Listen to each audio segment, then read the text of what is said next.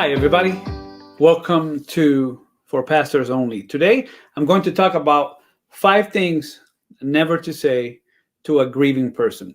The reason why I want to give you this video is so you can share it with other people in your congregation. Maybe it's not really for you, but for other people.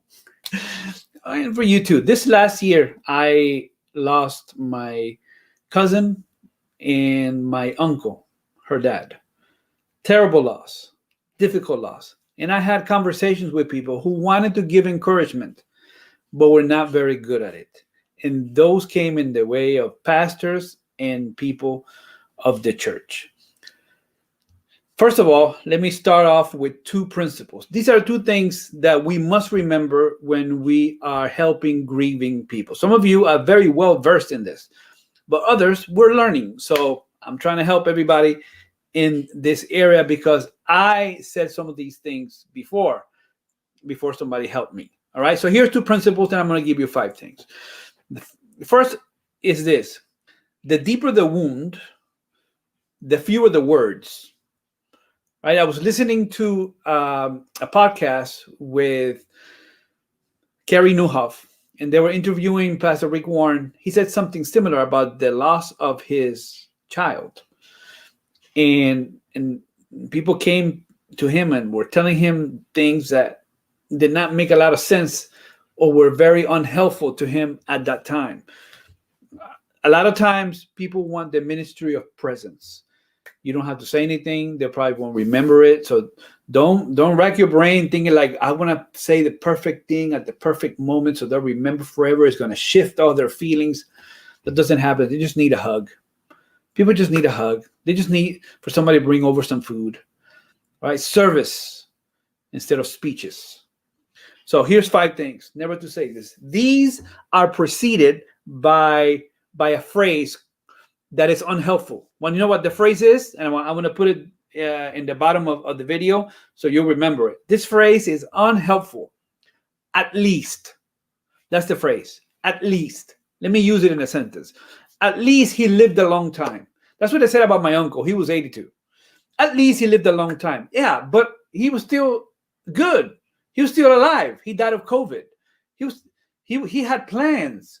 He had just recently bought a house. He just recently retired. He had plans to go to Cuba.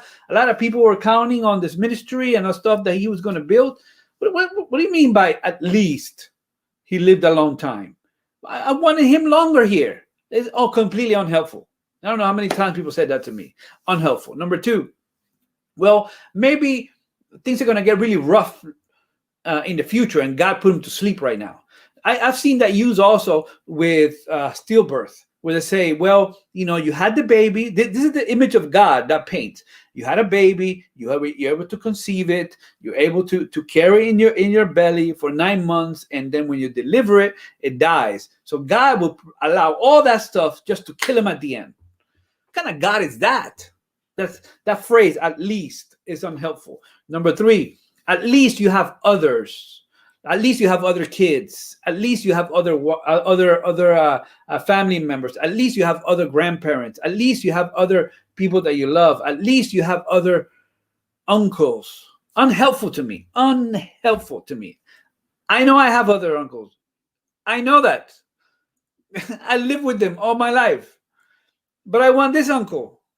Number 4, at least you have a good family. Other people just really don't have a lot of support system. At least you have a good support system. What does that even mean? I know I have a good support system. I know my family. How is that helpful to my situation? How does that take the grief away? Understanding things are not grief erasers. This unhelpful phrase. I know we want to say something. I know this comes from a good place. I know this comes from a place of love. I know this comes from a place of concern. But they're just unhelpful. And number 5, at least it wasn't that bad. Other people have it worse. Once again, unhelpful. All right, so what do you say? So what do you do? I'm going to make another video and share some things that we can say to people who are coming out of grief, experiencing grief. Look for it. Thank you for subscribing to the channel. I appreciate it. Share this with your leadership in your church.